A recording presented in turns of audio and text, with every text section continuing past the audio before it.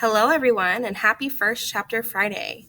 Today we're going to be reading the first chapter of Secret Soldiers by Keely Hutton. Chapter 1. Machine gun fire tore across the narrow, lifeless stretch of muddied earth, separating the armies of the Allies and the Central Powers.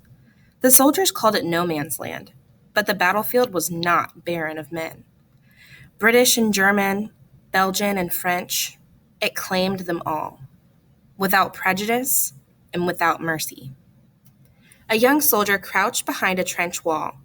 He clutched his rifle to his chest and strained to hear through the din of gunfire, but only the thundering booms of the German howitzer cannons interrupted the rapid pulse of the machine guns. The enemy launched artillery shells high into the sky above no man's land. They screeched like banshees as they plummeted back to earth, exploding on impact, before, behind, and inside the Allies' trenches with deafening blasts. The soldier covered his head as clods of dirt and splintered wood rained down on his helmet. Shrapnel sliced through the trench, embedding in sandbags, timber, flesh. Seconds later, medics carrying stretchers squeezed past the soldier in their rush to aid the injured and remove the dead. The Allies returned fire. Bursts from their machine guns rattled through the soldiers' bones.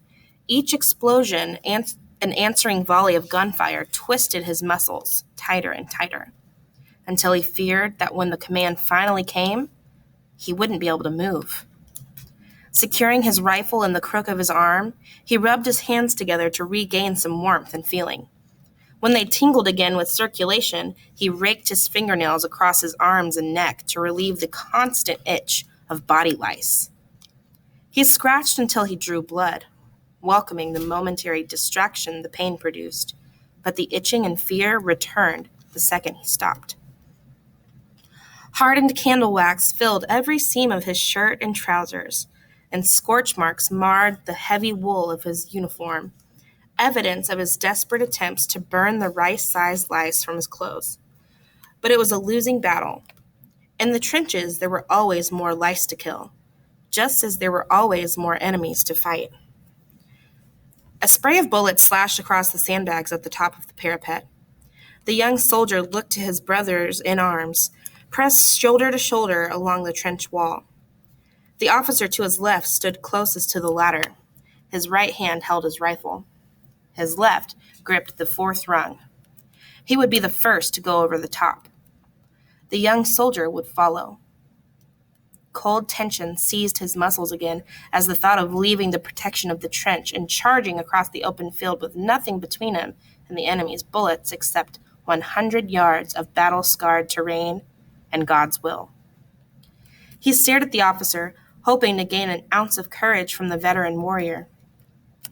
If the officer could survive 3 trips on a no-man's land, surely the young soldier could survive 1. But the officer offered no steely gaze, no words of encouragement. His eyes were squeezed shut, and the only words on his lips were panicked prayers. Blowing into his numb hands one last time, the young soldier lifted his rifle and whispered his own prayer.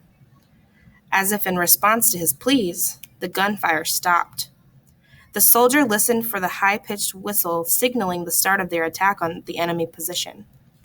Word of their imminent charge had reached the men as they choked down their morning ration of cold pea soup and dried turnip bread.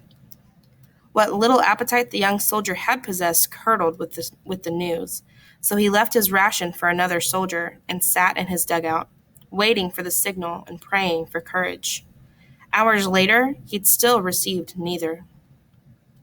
The howitzer cannons of the enemy fired again, but no explosions followed, only the dull thud of metal falling on sodden soil. The soldier climbed onto the fire step and peered through a narrow hole in the sandbags. Greenish-gray smoke spewed from canisters littering no man's land.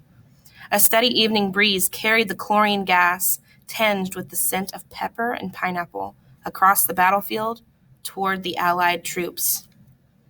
Gas! Panic screams raced through the trenches as the poisonous fog spilled over the parapet and into the narrow ditches. The soldier yanked off his helmet and fumbled for his gas mask. He couldn't risk even one breath. Just one lungful of chlorine gas produced coughing and spasms. A second brought confusion and delirium. A third rendered you unconscious. And a fourth delivered death. They'd run gas mask drills every day since he'd arrived in Press, but he'd never had the soldiers' hands trembled so violently. The gas settled in the trenches like a toxic river. Soldiers struggled to hold their heads above the poisonous fumes while keeping them tucked below the trench walls as they secured their masks. Enemy snipers picked off those who failed. A bullet struck the left shoulder of the officer clutching the ladder. Before the soldier could grab him, the officer lost his grip and fell into the deadly fog, slithering through the trench. The gas struck like a snake, fast and merciless. The officer clutched his throat and writhed on the wooden duckboards lining the trench floor. His mouth contorted with pain and his eyes bulged in terror as he choked and coughed. The young soldier looked away. The only help he could offer was a bullet, but the soldier needed all of his for the enemy.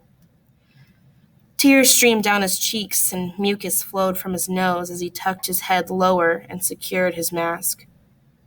Now, finally, a high-pitched whistle pierced the panicked, agonizing screams filling the trenches.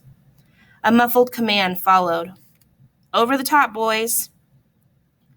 Muttering one last prayer, the soldier stepped over the officer's motionless body and climbed onto no man's land.